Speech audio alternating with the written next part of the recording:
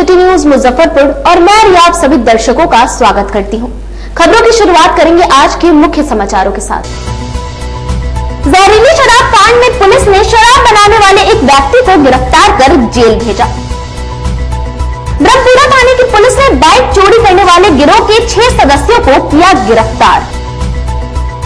और उत्पाद विभाग ने अय्यरपुर थाना क्षेत्र के भिकनपुर में छापेमारी कर भारी मात्रा में शराब को बरामद किया। तो ये थे आज के मुख्य समाचार। अब खबरें विस्तार से। पोखरिया पीर जहरीली शराब कांड मामले में पुलिस ने एक व्यक्ति को गिरफ्तार किया है। काजी मोहम्मदपुर थाना क्षेत्र के पोखरिया पीर के अम्बेडकर नगर में रविवार की सुबह जहरीली शराब कांड मामले में पुलिस ने आरोपी शिवचंद्र पासवान को गिरफ्तार किया है। दरअसल रविवार की सुबह पोखरिया पीर मोहल्ले में उस समय चीख पुकार मच गई और मातम छा गया जब एक के बाद एक मौतें हुई और इस जहरीली शराब कांड में 2 लोगों की आंखों की रोशनी चली गई। मृतक की पहचान उमेश शाह 50 वर्षीय और पप्पू राम 32 वर्षीय के रूप में हुई है। वहीं राजू शाह 45 वर्ष और धर्मेंद्र कुमार 26 वर्ष जिसकी शराब पीने से आंखों की रोशनी चली गई है। घटना के बाद मृतक के परिजन और जिनकी आंखें गई है उनके परिजनों ने आरोप लगाया कि स्थानीय शिवचंद्र पासवान के यहाँ यह शराब लोग पीते थे। जिसके बाद पुलिस ने जब शिवचंद्र पासवान के घर छापेमारी करने गई तो वह मौके को देखकर फरार हो गया था। जिसके बाद से ही काजी मोहम्मदपुर थाना क्षेत्र की पुलिस उसकी गिरफ्तारी के लिए जगह जगह छापेमारी कर रही थी। जिसके बाद सोमवार की सुबह उसकी गिरफ्तारी हो गई है। उसमें एक व्यक्ति की गिरफ्तारी हो चुकी है, जो मेन जिसका कल नाम आ रहा था शिवचंद्र पासवान, उसकी गिरफ्तारी हो चुकी है और FIR भी इसमें दर्ज की जा चुकी है धर्मेंद्र के बयान पे, जिसकी आंख की रोशनी गई थी। ब्रह्मपुरा थाने की पुलिस ने बाइक चोरी करने वाले गिरोह के 6 सक्रिय सदस्यों को गिरफ्तार किया है। मुजफ्फरपुर पुलिस ने वाहन चोर गिरोह का भंडाफोड़ करते हुए आधा दर्जन बदमाश को चोरी के बाइक व मास्टर की के साथ गिरफ्तार किया है, जिसमें अय्यरपुर थाना क्षेत्र के छिट भगवतीपुर के मोहम्मद जावेद, मोहम्मद मुस्ताक और दिलीप सहनी है। वहीं मनियारी थाना क्षेत्र के चैनपुर बंगड़ा के मोहम्मद फैजल, सीतामढ़ी डुमरा थाना क्षेत्र के मोहम्मद सोहेल और साजन कुमार को गिरफ्तार किया गया है। इन लोगों ने पिछले 1.5 साल में लगभग 300 बाइक की चोरी की घटना को अंजाम दिया है, जो शराब कारोबारियों से 8 से 10 हजार रुपए में बेचते थे और कुछ बाइकों को उनके सहयोगियों की मदद से नेपाल में भी बेचा करते थे। ASP टाउन अवधेश दीक्षित ने बताया कि जिले के विभिन्न थाना क्षेत्र में लगातार वाहन चोरी की घटना सामने आती रहती है। इसी को लेकर रविवार की देर शाम ब्रह्मपुरा थाने की पुलिस ने वाहन जांच अभियान चलाया। पुलिस ने वाहन जांच अभियान के दौरान 2 संदिग्ध व्यक्ति को चोरी की बाइक व मास्टर चाबी के साथ हिरासत में लिया। उनसे पूछताछ के बाद उनकी निशानदेही पर छापेमारी करते हुए पुलिस ने 4 और लोगों को गिरफ्तार किया, जिनके पास से 4 बाइक और कई मास्टर चाबी बरामद हुई है। इनका मुख्य सरगना जावेद और सोहेल है। यह लोग करीब 1.5 साल में विभिन्न थाना क्षेत्र में हुए एक बाइक चोरी घटना को अंजाम देते थे और साजन कुमार नेपाल में इन सभी बाइकों को 8 से 10 हजार रुपए में बेचता था। चोरी की हुई बाइक शराब तस्करी के लिए भी इस्तेमाल की जाती थी। ब्रह्मपुरा थाना क्षेत्र में कल शाम को बाइक चेकिंग के दौरान में कुछ लोगों को पकड़ा गया है, जिनके पास से 2 मास्टर की बरामद हुई है और 2 मोटरसाइकिल चोरी की बरामद हुई है। और पिछले कई दिनों से लगातार मोटरसाइकिल चोरी की काफी ज्यादा कंप्लेन आ रही थी, तो उसी को लेकर के चेकिंग की गई थी। उसी के क्रम में फिर 2 मोटरसाइकिल और जब इन दोनों से पूछताछ हुई तो उसमें 2 मोटरसाइकिल को और बरामद किया। ऐसे टोटल 4 मोटरसाइकिल बरामद हुई है। चारों मोटरसाइकिल चोरी की हैं, जो टाउन क्षेत्र के अलग अलग थानों से पिछले कुछ दिनों में चोरी हुई है। इसके अलावा 6 लोगों को गिरफ्तार किया गया है। और कहाँ के लोग रहने वाले हैं? क्या इनमें से कुछ लोग अय्यापुर के रहने वाले हैं, कुछ लोग सीतामढ़ी के रहने वाले हैं और जो मेन आदमी है वो सीतामढ़ी का रहने वाला है और साजन उसका नाम है। ये आदमी है जो आगे गाड़ी को नेपाल में पास करवाता है और जनरली इनका हमेशा टारगेट रहता है, ग्लैमर गाड़ी को ही टारगेट करते हैं। और जैसा कि ये लोग कन्फेस भी किए हैं कि ये पिछले 1.5 साल से लगातार सिर्फ नगर क्षेत्र में ही एक्टिव हैं और कम से कम 300 से ज्यादा गाड़ियां इन्होंने अभी तक उठाई हुई है, जैसा ये लोग खुद कन्फेस किए हैं। और सारी गाड़ियों को ये उसी दिन रात में ले जाकर के 8 से 10 हजार के बीच में कंडीशन के आधार पर बेच देते हैं, जिसको वहां से फिर शराब ढोने में और शराब के कारोबार में यूज किया जाता है।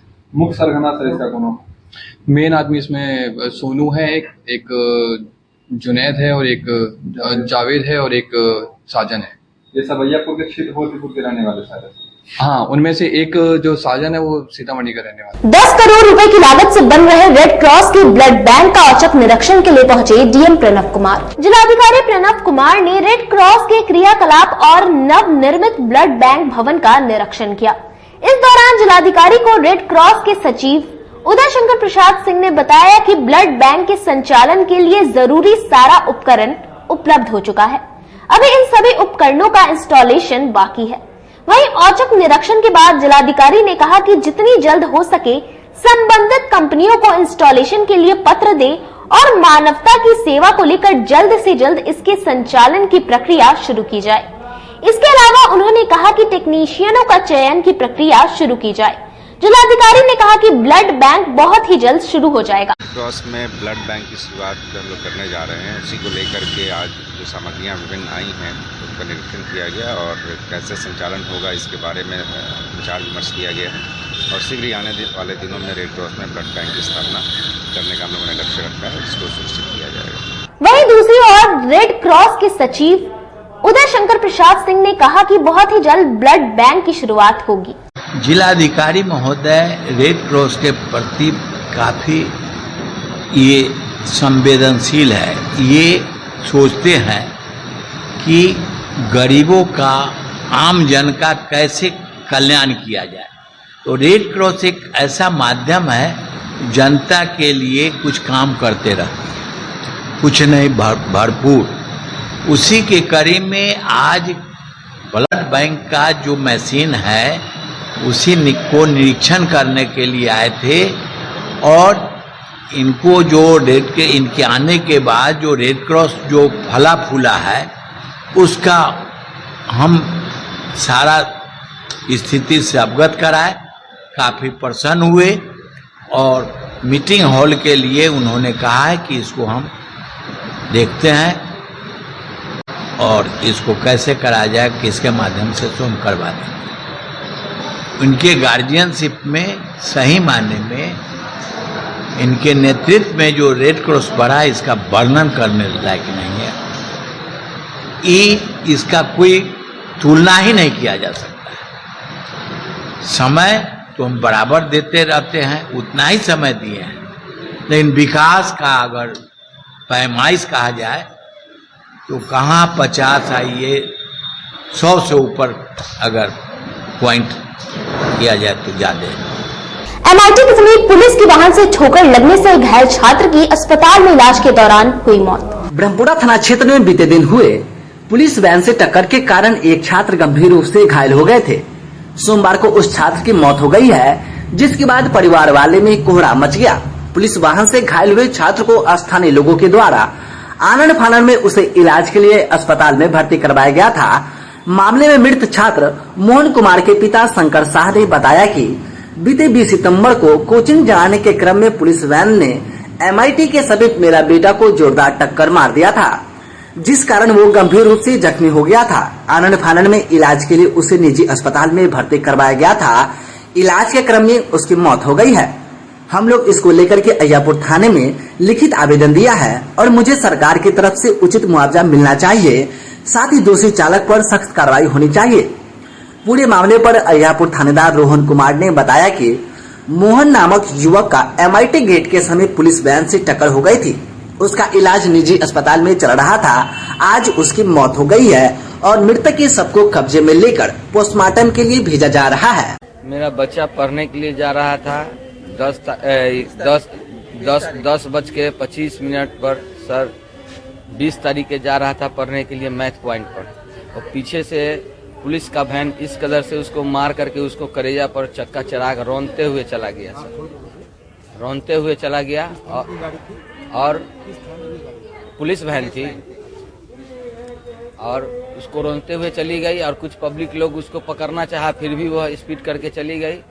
मानवता को संसार हुआ कि उस बच्चा को हॉस्पिटल नहीं पहुंचाया गया और भीड़ के द्वारा हमको मालूम हुआ तो मैं माँ जानकी में भर्ती कराया, 20 तारीख कहीं भर्ती कराया और 20 तारीख से इसका इलाज चल रहा था और आज है यह मर गया।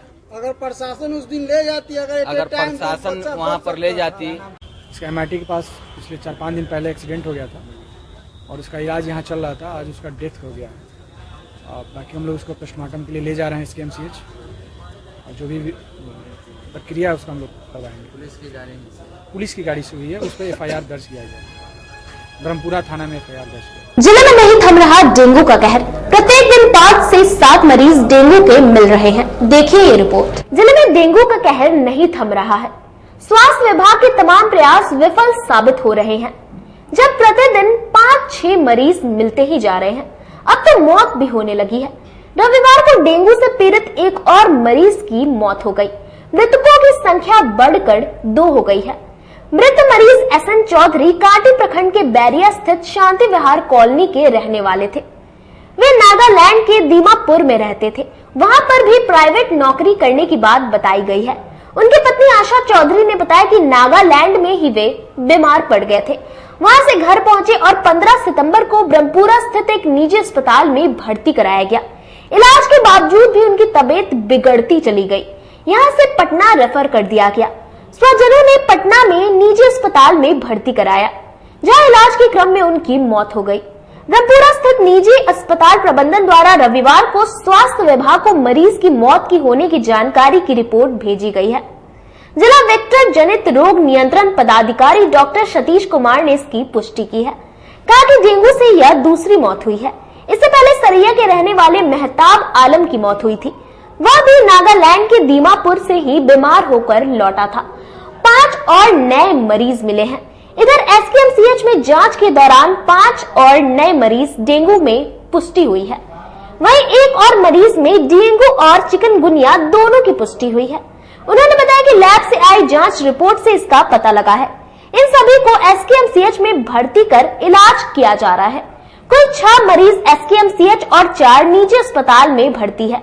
जहां डेंगू के मरीज मिल रहे हैं, उनके इर्द गिर्द 100 मीटर में फॉगिंग और लार्वा मारने की दवा का छिड़काव किया जा रहा है। डेंगू में आज फिर 5 केस नए अपडेट होकर के आए हैं, जिसमें 2 कांटी का है, एक पारू का है, एक अर्बन एरिया से है और एक है मुसहरी का भी है। ये 5 केस आए। टोटल संख्या जो है वो 5 हो गई फिर, यानी 86 था प्लस 5, 91 केसेस अभी तक हमारे लाइन लिस्ट में है। उससे पहले ही जो 2 डेथ हुए थे 17 तारीख को, जिसमें एक SN चौधरी बैरिया गोलंबर के पास का है, जो कांटी प्रखंड के क्षेत्र में आता है, तो एक वो है डेथ, और दूसरा है मोहम्मद महताब आलम, जो बसतपुर के रहने वाले हैं, सरैया प्रखंड के अंतर्गत आता है। ये 2 डेथ हुआ है। पहला एक डेथ जो हुआ है वो यहाँ पे, और दूसरा जो है वो रेफर कर दिया गया था पटना में किसी प्राइवेट हॉस्पिटल में उसकी मौत हुई है। दोनों ही डेथ जो है वो निजी अस्पताल में। जी हाँ, दोनों ही डेथ निजी अस्पताल में। SKMCH में भी इलाजरत कितने मरीज हैं? SKMCH का अभी हमको नहीं रिपोर्ट मिल पाया, मिलते ही मैं आप लोगों को। उत्पाद विभाग की टीम ने अय्यापुर थाना क्षेत्र के भिकनपुर में छापेमारी कर भारी मात्रा में विदेशी शराब को जब्त किया है। उत्पाद विभाग की टीम ने अय्यापुर थाना क्षेत्र के भिकनपुरा में गुप्त सूचना के आधार पर एक ट्रक विदेशी शराब को जब्त किया है। पुलिस ने एक कारोबारी को भी गिरफ्तार किया है। दरअसल रविवार उत्पाद विभाग की टीम को गुप्त सूचना मिली थी। उत्तर प्रदेश के नंबर की गाड़ी को एक ट्रक विदेशी शराब की खेप के साथ अनलोडिंग की जाएगी, जिसके आधार पर उत्पाद विभाग की टीम ने टीम गठित कर छापेमारी करते हुए एक ट्रक व बाइक के साथ एक कारोबारी को भारी मात्रा शराब के साथ गिरफ्तार किया है। शराब कारोबारी शराब को छुपाने के लिए ट्रक के अंदर तहखाना बनाया हुआ था। उसी में भारी मात्रा में विदेशी शराब रखी हुई थी। उसके ऊपर लोहा के कई सामान भी रखे हुए थे। उत्पाद इंस्पेक्टर कुमार अभिनव ने बताया कि उत्पाद विभाग को सूचना मिली थी कि एक ट्रक शराब अय्यापुर थाना क्षेत्र में अनलोडिंग होनी थी, जिसके आधार पर टीम गठित कर छापेमारी के दौरान भारी मात्रा में शराब व एक कारोबारी को गिरफ्तार किया गया है। उसकी निशानदेही पर आगे की कार्रवाई की जा रही है। कल देर रात्रि अय्यापुर थाना क्षेत्र के भिकनपुरा इलाके से एक ट्रक विदेशी शराब के साथ जब्त किया गया है और इस मामले में एक कारोबारी की गिरफ्तारी घटनास्थल से की गई है। क्या क्या बरामद की गई? एक ट्रक है जिसमें तहखाना बना हुआ है और उसके नीचे विदेशी शराब 2 ब्रांड्स का इसमें रखा हुआ मिला। ट्रक के ऊपर लोहे का स्क्रैप रखा हुआ है और एक मोटरसाइकिल है जो घटनास्थल पे मौजूद था और साथ ही साथ एक व्यक्ति है जो इससे संबंधित है, जो वो भी घटनास्थल से गिरफ्तार किया गया। कहाँ से आया था, कहाँ डिलीवरी देना था? ये कार्रवाई अवर निरीक्षक मध्य निषेध डेजी कुमारी के नेतृत्व में की गई है। सूचना थी कि एक ट्रक से शराब की डील होने वाली है, तो उसके बाद एक प्लानिंग के तहत उस घटनास्थल पर टीम को नियुक्त स्थापित किया गया और पूरी गतिविधि पे गुप्त तरीके से नजर रखी गई। और जब ये डीलिंग जब ट्रक वहां पर आ गई और कारोबारी वहां आसपास दिखने लग गए, सक्रिय हो गए, उसके बाद वहां पर उत्पाद विभाग द्वारा कार्रवाई की गई। भारी मात्रा में शराब शराब भारी मात्रा में है, कैबिन के अंदर है और शराब की गिनती अभी। बीआरसीसी सभागार में बेरोजगार युवकों को रोजगार उपलब्ध कराने के लिए मेगा क्रेडिट कैंप का आयोजन किया गया। सोमवार को सिकंदरपुर स्थित बीआरसीसी सभागार में बेरोजगार युवकों को रोजगार उपलब्ध कराने को लेकर मेगा क्रेडिट कैंप का आयोजन किया गया। इस कार्यक्रम की अध्यक्षता डीएम प्रणव कुमार ने की, जबकि कार्यक्रम का आयोजन जिला उद्योग केंद्र द्वारा किया गया था। कार्यक्रम में डीएम प्रणव कुमार ने अपने संबोधन में कहा कि इस तरह के ऋण वितरण होने से बेरोजगार लोगों को उद्यमी बनाने का मौका मिलेगा और वह जीवन पथ पर आगे की ओर अग्रसर होंगे। वहीं कार्यक्रम में जिला उद्योग केंद्र के महाप्रबंधक धर्मेंद्र कुमार सिंह ने कहा कि उद्योग विभाग एवं बैंकों के सहयोग से ऋण स्वीकृति और वितरण कार्यक्रम का आयोजन किया गया है, जिसमें भारी संख्या में उद्यमीगण उपस्थित हुए हैं। इस कार्यक्रम में जिला उद्योग केंद्र के महाप्रबंधक और बैंक प्रबंधकों के द्वारा संयुक्त रूप से प्रधानमंत्री रोजगार सृजन कार्यक्रम, प्रधानमंत्री सूक्ष्म प्रशासनकरण उद्योग और मुख्यमंत्री उद्यमी योजना के तहत 106 उद्यमियों के बीच ऋण स्वीकृति पत्र वितरण किया गया है। जो है पीएमएफई योजना दोनों में करीब 100 से अधिक मेरे लाभुकों के बैंक के माध्यम से और सभी बैंकों ने इसमें बढ़ चढ़ के हिस्सा लिया है। इसमें एक और खास मुद्दे है, हमारे क्षेत्रीय ग्रामीण मध्य उत्तर ग्रामीण बैंकों द्वारा एक अलग तरह का क्रिएटिव क्लस्टर डेवलपमेंट किया गया है, जिसमें 1,42,00,000 रुपया इसी में हम लोगों ने किया है, जिसका आज ऋण वितरण भी जिला पदाधिकारी महोदय द्वारा किया गया है।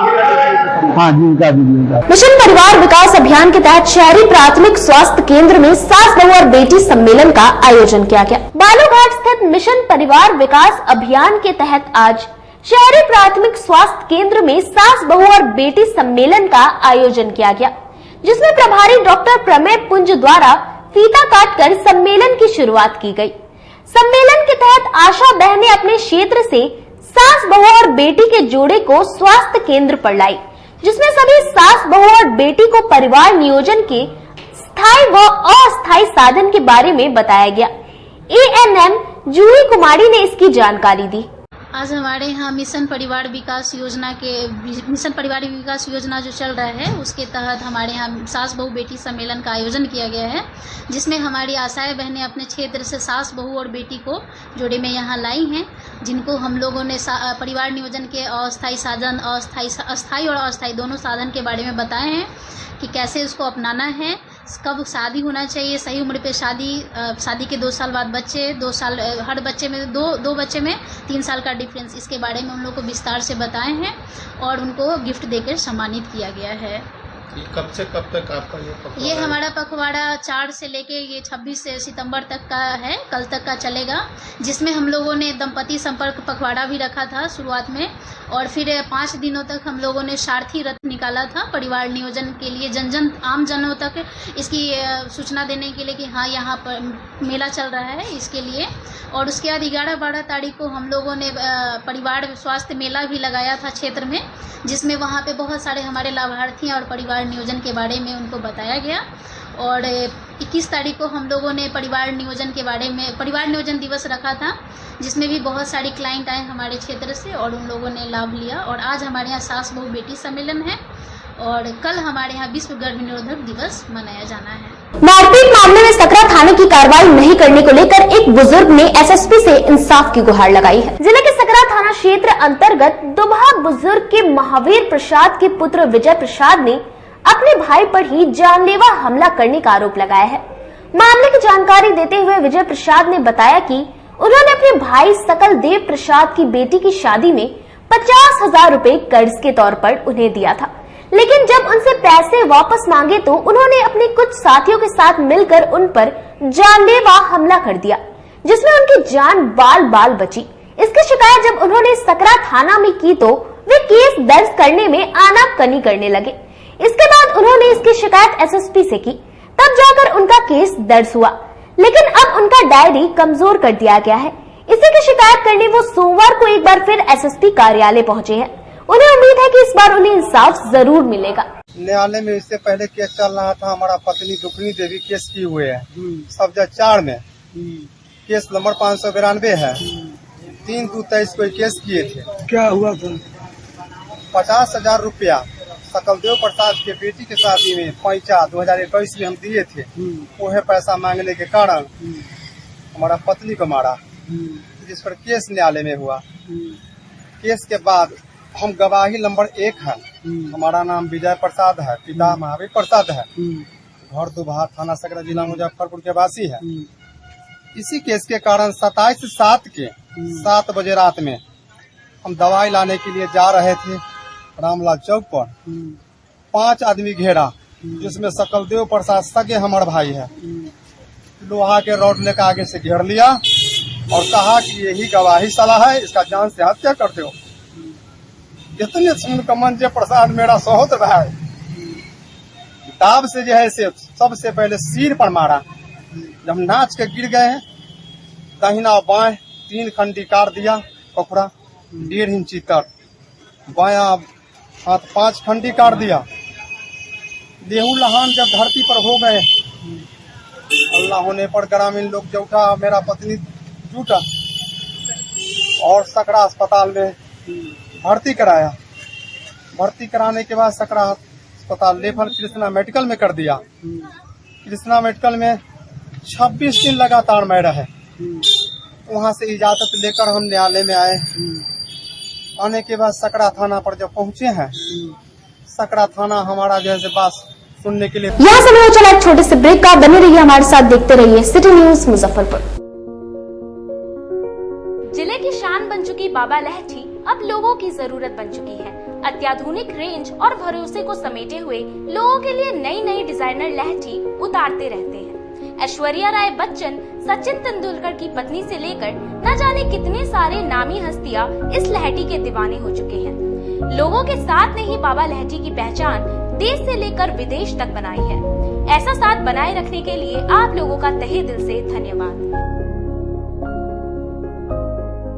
आपके 7 और 2 वर्षों के प्यार ने यूए एसोसिएट नीलकमल एक्सक्लूसिव शोरूम को मुजफ्फरपुर में एक अलग पहचान दिला दी है और उत्तर बिहार का पहला नीलकमल एक्सक्लूसिव शोरूम, जो अब Narayanpur opposite Vaishali management college की जगह क्लब रोड मिठनपुरा चौक के समीप यूए एसोसिएट का एकमात्र भव्य शोरूम अब नए रूप में खुल गया है, जहां आपको घर और ऑफिस फर्नीचर और मैट्रेस की विस्तृत रेंज ग्राहकों के लिए भी 50% तक की विशेष छूट के साथ दी जा रही है और साथ ही साथ 0% पर फाइनेंस की सुविधा के साथ अपने घर ले जा सकते हैं। जैसे sofa, designing table, wardrobe, matrix, दीवान, पलंग के साथ सभी प्रकार के फर्नीचर पर विशेष रूप की छूट दी जा रही है।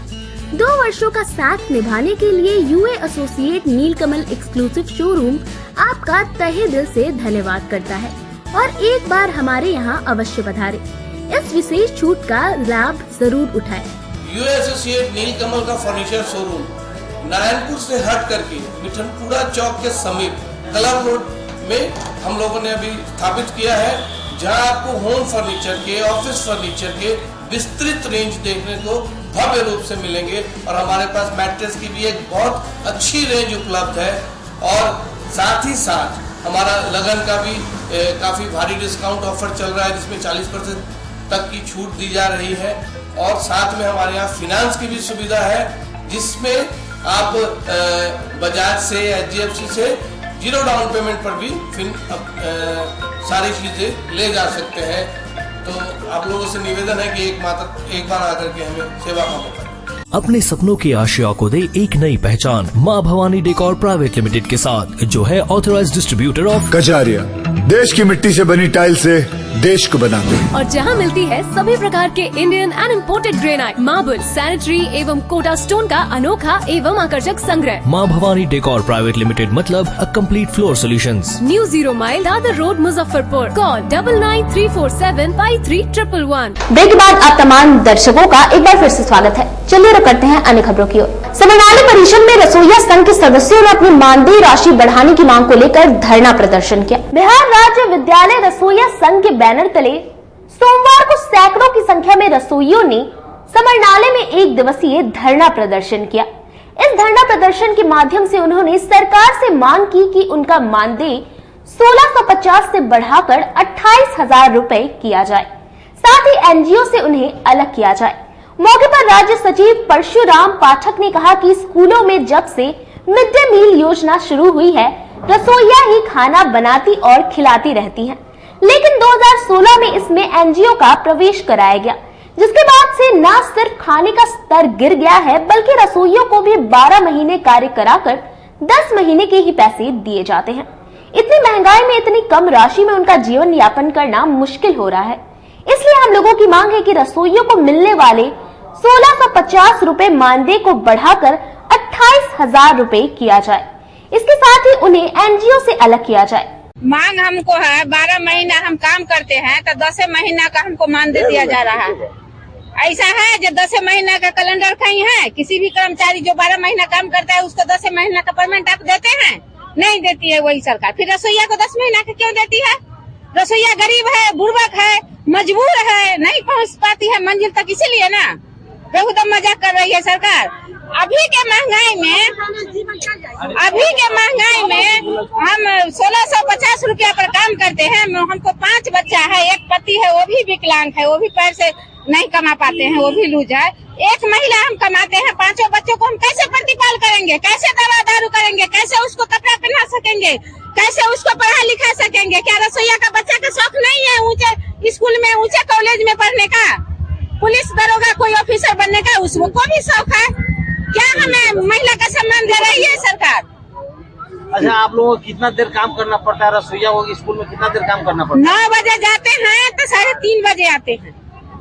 9 से 4 हाँ, 3:30 बजे तक हमको काम करना पड़ता है। इसके बाद कितना मिल रहा है? 1650 रुपया मिल रहा है। 12 महीने काम करते हैं तो 10 महीने का मांग कर रहे हैं। अब हम 28,000 रुपया का मांग कर रहे हैं। मेरा भी शौक है। अटल सभागार में पंडित दीनदयाल उपाध्याय की जयंती पर समारोह का आयोजन किया गया। सोमवार को स्पीकर चौक स्थित अटल सभागार में गरीबों व दलितों के मसीहा और राष्ट्रवादी नेता पंडित दीनदयाल उपाध्याय की जयंती पूर्व मंत्री सुरेश शर्मा के द्वारा मनाई गई। जयंती समारोह की शुरुआत पंडित दीनदयाल उपाध्याय की तस्वीर पर पुष्प अर्पित कर श्रद्धा सुमन अर्पित करने के बाद मंत्री सुरेश शर्मा ने कहा कि पंडित दीनदयाल ने अंत्योदय का नारा दिया था। अंत्योदय का अर्थ होता है कि हम समाज के सबसे आखिरी व्यक्ति के उत्थान और विकास को सुनिश्चित करें। दीनदयाल जी कहते थे कि कोई भी देश अपने जड़ों से कटकर विकास नहीं कर सकता। हम भारतीयों को राष्ट्रवाद, हिंदू राष्ट्रवाद और भारतीय संस्कृति को समझना होगा। दीनदयाल उपाध्याय जी जो भारतीय जनता पार्टी के शीर्ष नेता रहे हैं, उन्हीं के नेतृत्व में और श्यामा प्रसाद जी के नेतृत्व में भारतीय जनता पार्टी का संगठन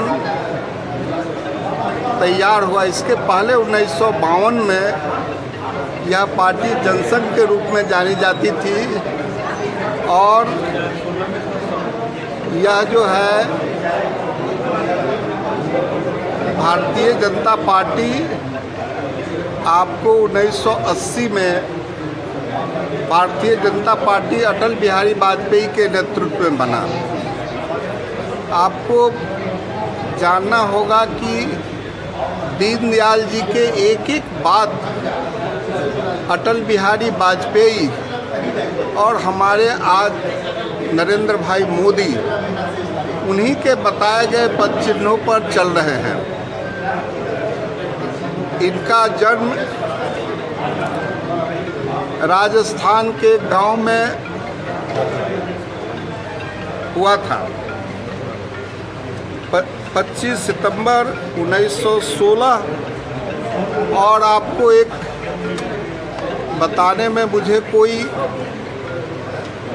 हिचक नहीं है कि मुजफ्फरपुर ही वो यहाँ के बैठक में आ रहे थे, तो इनकी मृत्यु मुजफ्फरपुर आने के क्रम में, ये कौन स्टेशन पर हुआ था? मुगल सराय में।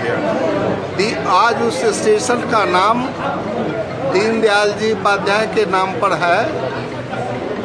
आज हम सारे कार्यकर्ता पूरे छाता चौक के एक निजी होटल में अखिल भारतीय कायस्थ महासभा द्वारा कार्यकर्ता मिलन समारोह का आयोजन किया गया। अखिल भारतीय कायस्थ महासभा युवा प्रकोष्ठ दामू चौक रोड छाता चौक स्थित एक निजी होटल के सभागार में कार्यकर्ता मिलन समारोह का आयोजन किया गया। इस दौरान अखिल भारतीय कायस्थ महासभा युवा मोर्चा के राष्ट्रीय अध्यक्ष मनीष आनंद और बिहार युवा प्रकोष्ठ के अध्यक्ष कुमार रोहित ने संगठन विस्तार करते हुए मुजफ्फरपुर युवा मोर्चा की कमेटी का गठन किया। इस दौरान अध्यक्ष पद पर अंकित सक्सेना, उपाध्यक्ष पद पर कुणाल रंजन और विवेक गौरव, महामंत्री सह प्रवक्ता पद पर आकाश आनंद, सचिव पद पर अमृत सिन्हा व अक्षय अरुण, मीडिया व आईटी प्रभारी के पद पर स्वराज श्रीवास्तव को जिम्मेदारियां सौंपी गई। इस दौरान बिहार के प्रदेश कार्यकारी अध्यक्ष अरविंद कुमार मुकुल ने बताया कि आज युवा मोर्चा का गठन किया गया है। यह है तो जातीय संगठन, लेकिन इसका उद्देश्य सभी वर्ग व समाज के लोगों को एक साथ लेकर चलना है। वहीं युवा मोर्चा के अध्यक्ष अंकित सक्सेना ने कहा कि आज संगठन का गठन हुआ है, जिसमें सभी को पदभार सौंपा गया है और संगठन लगातार सामाजिक कार्यों को लेकर आगे बढ़ता रहेगा। भारतीय कायस्थ महासभा के युवा संभाग के जिला अध्यक्ष बने हैं अंकित सक्सेना जी और कुणाल रंजन जी उपाध्यक्ष बने हैं, आकाश श्रीवास्तव जी महामंत्री बने हैं। ये पूरे कार्यकारिणी का गठन किए हैं। यहाँ जो है जातिगत संस्था, लेकिन सभी जाति के लिए, चाहे वो रक्तदान हो, चाहे सोशल एक्टिविटी हो, कायस्थ महासभा गरीबों के लिए, चाहे आई कैंप हो, बहुत सारे अपने इस संगठन से लोग काम करेंगे सभी जाति के लिए और कायस्थ समाज को एकजुट में, एक सूत्र में बांधेंगे। इसके लिए लोग प्रयास करेंगे।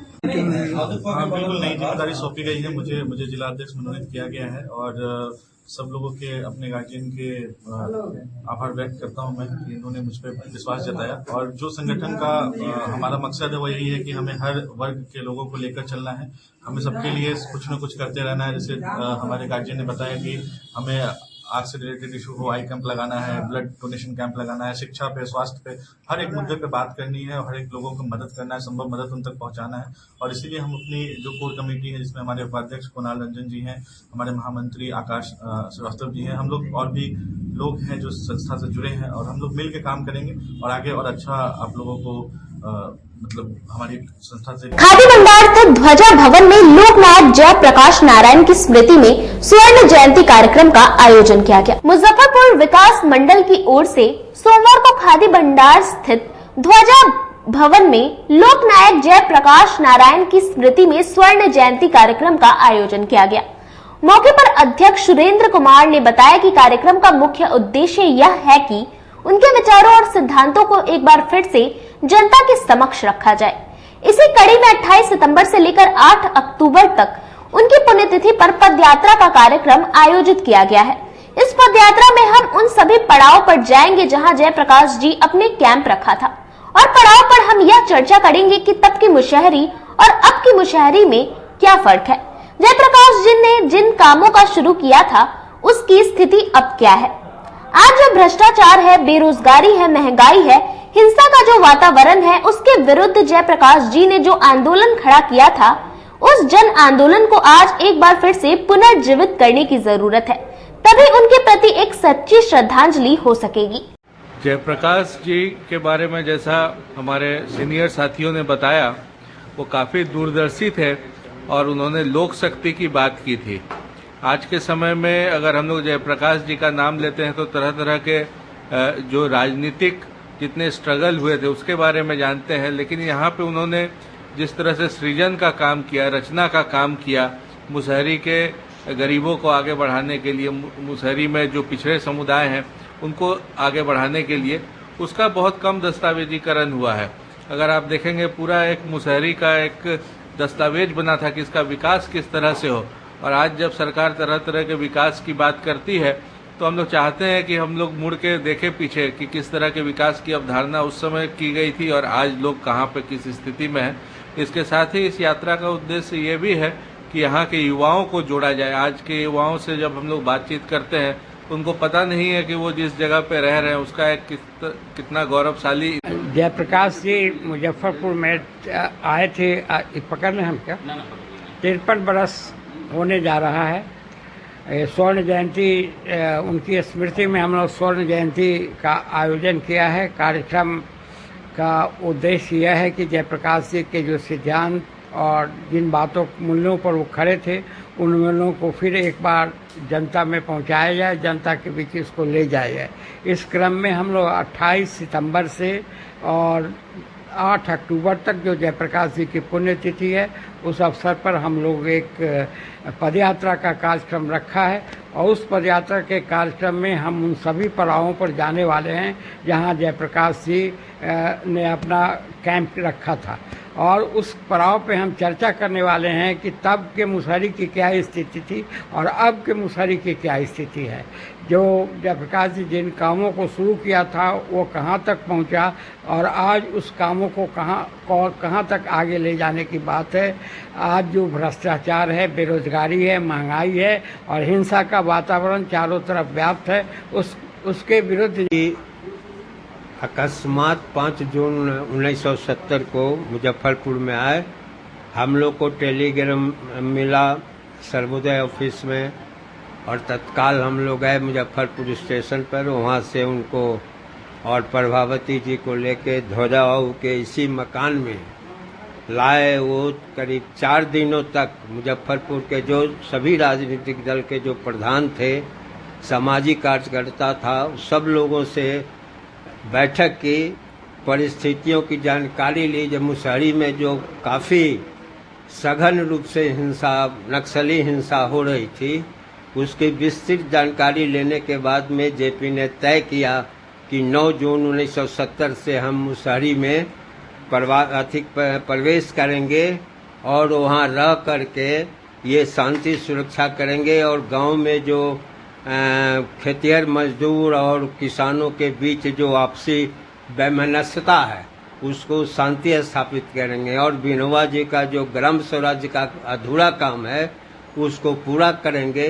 गरीबों को बास्केट पर्चा दिलवाएंगे और भूदान की जमीन जो अभी बेदखल है उसको दखल करवाएंगे और ये सारा कार्यक्रम साहू पोखर पूजा समिति द्वारा गणेश पूजन का महाआरती की गई। साहू पोखर पूजा समिति की ओर से रविवार को सुनार पट्टी में आयोजित बम्बैया समाज के द्वारा गणेश पूजन में महाआरती की गई, जिसकी शुरुआत आचार्य पंडित अजय झा ने गणेश भगवान का वैदिक मंत्रोच्चारण के साथ किया। पूजन के उपरांत भोग लगाकर आरती की गई। प्रभात कुमार ने बताया कि विघ्नहर्ता श्री गणेश की पूजा अर्चना कर महाआरती कर मुजफ्फरपुर वासियों पर कृपा की कामना की गई है। लोगों का कलेश दूर हो और सब कार्य सफल हो, ऐसी प्रार्थना की गई है। अध्यक्ष मनीष कुमार सोनी ने बताया कि पिछले वर्ष की भांति इस वर्ष भी संस्था की ओर से आरती की गई है।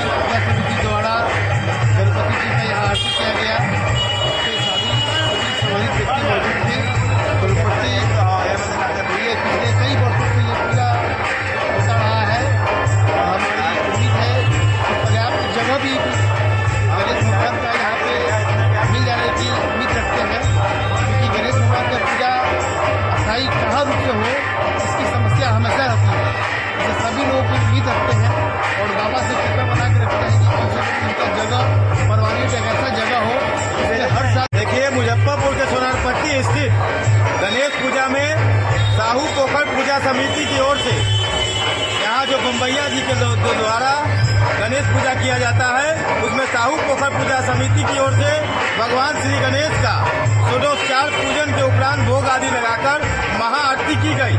इसमें सैकड़ों श्रद्धालु शामिल हुए और भगवान गणेश से, गणपति से यह कामना की गई कि मुजफ्फरपुर वासियों पर। खबरों का सिलसिला यही होता है समाप्त। अब मुझे और मेरी पूरी न्यूज टीम को दीजिए इजाजत। कल फिर मिलेंगे आपसे शहर की तमाम खबरों के साथ। नमस्कार।